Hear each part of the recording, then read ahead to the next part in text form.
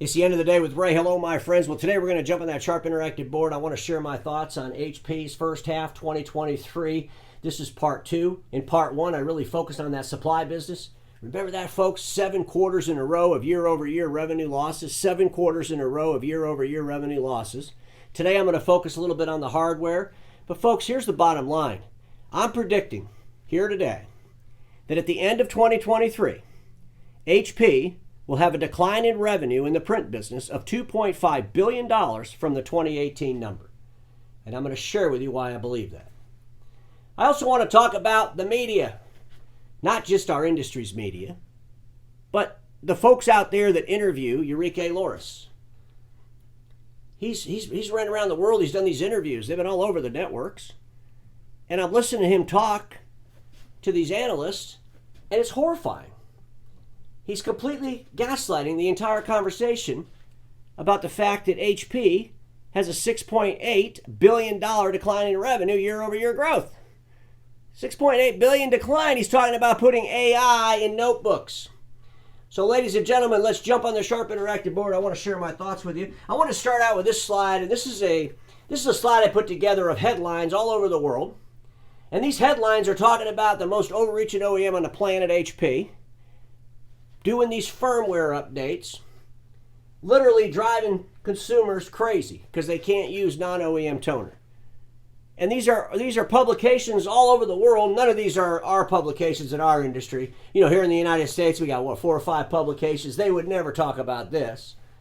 But ladies and gentlemen, I hear some dealers in the marketplace defending HP, saying the only people that are talking about these firmware updates that end users can't stand are the people that sell the non-OEM toner, and that's just not true.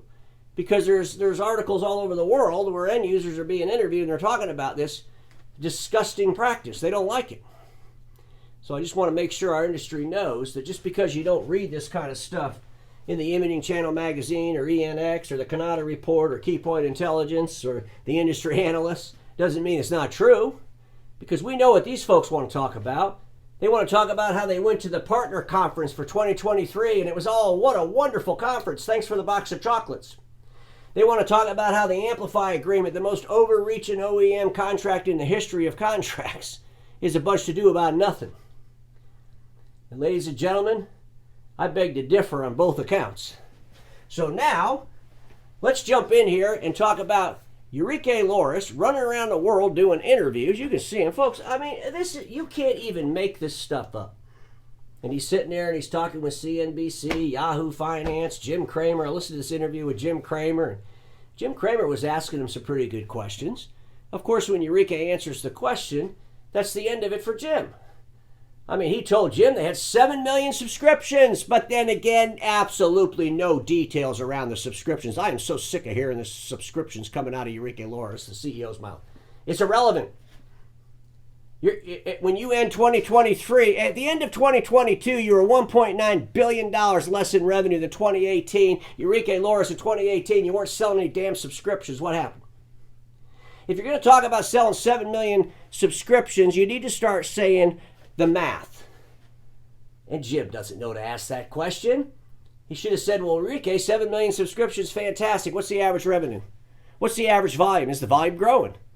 Do you count the subscriptions when people sign up and they get 6 months free? And then if they cancel, do you uncount it?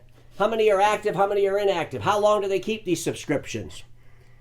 You see, we got to know more information about the subscriptions, because when you look at the subscriptions, HP's got a $99 a month subscription. And in all reality, are these 7 million subscriptions all paying $99 a month? Well, if that's the case, it's like $84 million a year. I'll share that in a minute with you. But I think what was totally amazing is how Enrique Loris, the CEO of HP, went on all these interviews and talked about putting AI inside the notebooks. Like, who the hell cares? This was total distraction. You know? Oh, look over here. We're going to put AI in the notebooks, because everybody's all excited about AI. But what I find even more bizarre about the whole conversation about putting AI in the compute products in the notebooks is HP doesn't even count the notebooks anymore. Remember when I did part 1 and I shared with you that starting in quarter 1, HP decided not to count the notebook sales anymore? But yet he wants to run around the world when they're sitting on a $6.8 billion decline year-over-year revenue loss, and he wants to talk about how we're going to put AI in the notebooks. Ladies and gentlemen, you can't even make this up. I wanted to share this, came right out of the 10K. This was about a lawsuit, and I get it. Big companies get sued all the time. But this particular lawsuit was about the supply business, and I'm bringing it up because I think it's relevant, and I think it should be a caution for HP. There was a lawsuit filed, and it alleged that some of the leadership at HP knew some things about the supply business, and the things they knew about the supply business weren't to benefit the supply business. Let's just put it that way. And the lawsuit alleges that these people didn't share that information. It was settled. But ladies and gentlemen, as the supply business continues to decline, as Enrique runs around and he talks about these 7 million subscriptions, but he doesn't give any details of them, I think one day the investors are going to wake up after the stock crashes, and they're going to start asking some questions. And they're going to be saying, well, did you know that the average subscription was only 99 cents? And so that was like 0.5% of our revenue for the print business? Did you know that people cancel these things after 8 months or 9 months or whatever the details are? How come you never shared any of those details with us, with the investors? I mean, that's what the investors are going to ask. Ladies and gentlemen, keep in mind that the cost of revenue for HP is 80% pretty much.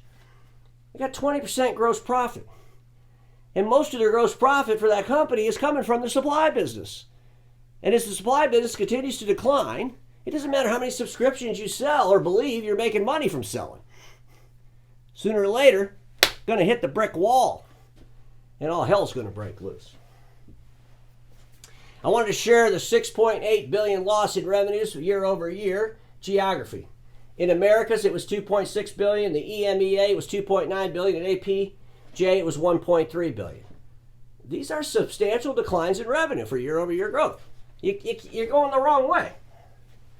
Remember the supply business? Folks, 7 quarters in a row down. Okay, I'm not making this up. It's right off their website. You know, Enrique didn't start talking about how their 7 quarters decline. This is when he should have started really selling those subscriptions. Well, you know, like our supply business, it declined 7 quarters in a row, but we sold 7 million subscriptions. Look at all the money we're making there. Well, the reason he didn't want to say that is because there isn't any money being made there, I'm sure. Otherwise, he'd probably be screaming about it. This is the hardware. Ladies and gentlemen, this is the printing hardware, okay? I went from quarter 3 of 2021. Okay, quarter 3 of 2021. Let me read you the hardware decline. The units down, okay? These are units, not revenue. These are units not going into the marketplace. You ready? 4% down, 26% down, 28% down, 23% down, 3% down, 3% down, 2% up. I'll get to that in a second. And then this last quarter, 4% down. Let's go to the 2% up. We had units, hardware units were 2% up in the first quarter of 2023, but they were going against a quarter where they were down 28%. Do the math on that. Ladies and gentlemen, it says here that consumer printing revenue was down 3% and commercial printing revenue was up 2%.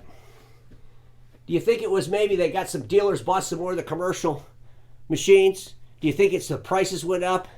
Do you think they're selling more units, or was it really the prices going up?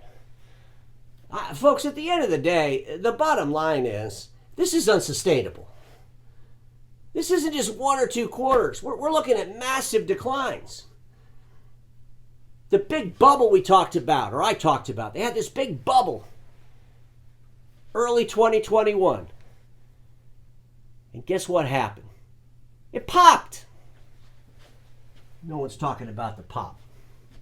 I wanted to share this slide because something interesting happened. HP defines within the printing group the different sources of revenue and different sources of what's being sold, the deliverable, if you will. And so for a long time, forever, as long as I've been looking at HP's financials, that information was at the bottom of the slide. It has the constant currency, and they talk about that. And then it would go into this, where they would talk about commercial includes office printing solutions, including commercial products and OEM hardware, graphic solutions, 3D printing, and digital manufacture, excluding supplies. Consumer, it includes home printing solutions, excluding supplies. So you kind of knew, okay, the consumer business, when you looked at the numbers for the consumer business, you knew that that was those little tiny printers that were going to people's houses. when you looked at the commercial number, you knew that was the MFPs, all the Samsung products for the most part. Remember, they were going to disrupt the A3 marketplace, that $55 billion A3 market. They didn't disrupt that since 2018, that's for sure. But ladies and gentlemen, they don't do that anymore. They're not sharing with you what commercial is and what consumer is. They took it off the slide. And I'm looking, well, did they just make a mistake in quarter one? And I looked at quarter two, the same thing. They took it off.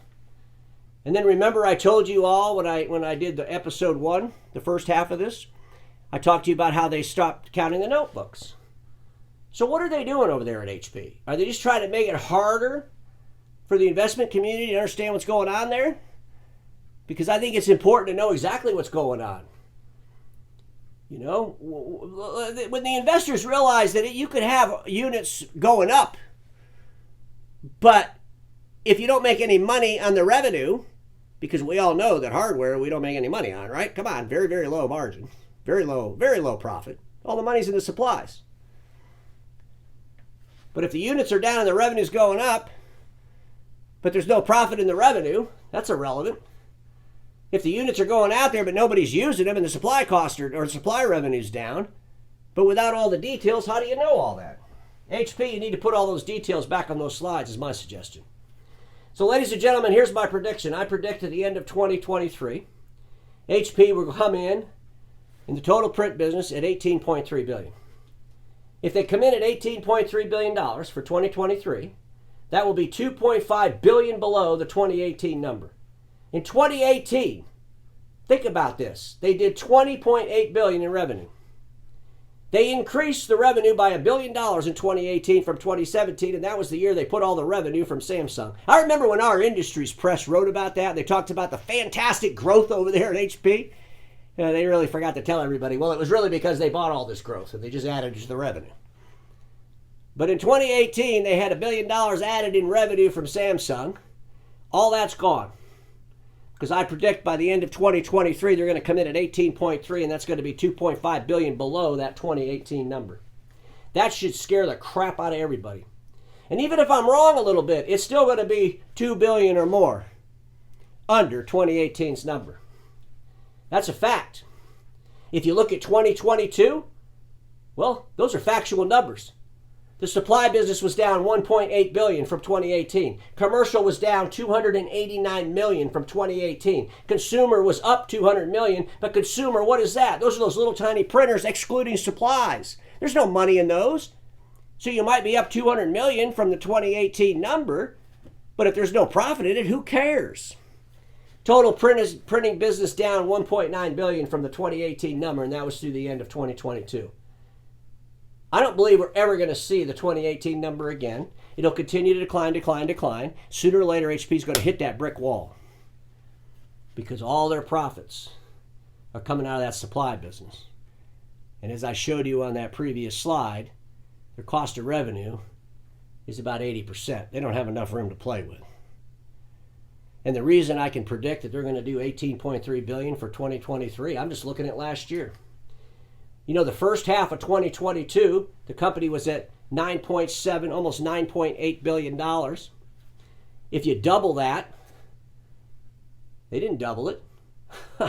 They came in for 2022 at $18.9 billion. If they would have doubled their halfway number, it would have been $19.6 billion. They're not going to double their halfway number this year either.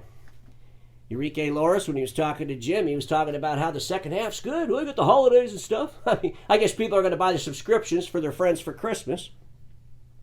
But if you do the same thing you did last year, Enrique, you're not going to double the revenue, which means you're going to come in short, which means you're going to be over $2 billion less in revenue in the printing business from the year 2018.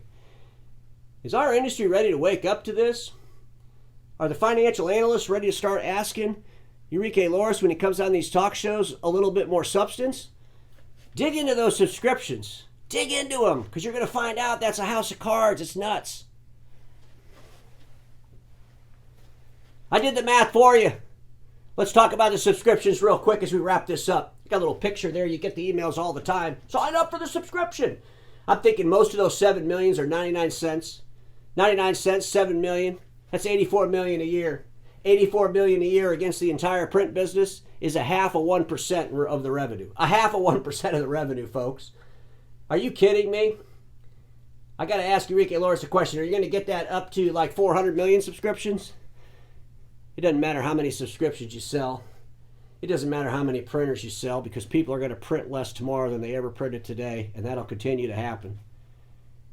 You stopped counting your notebooks because you started getting pressure from competition on notebooks, and you didn't want the world to see how few notebooks you were selling.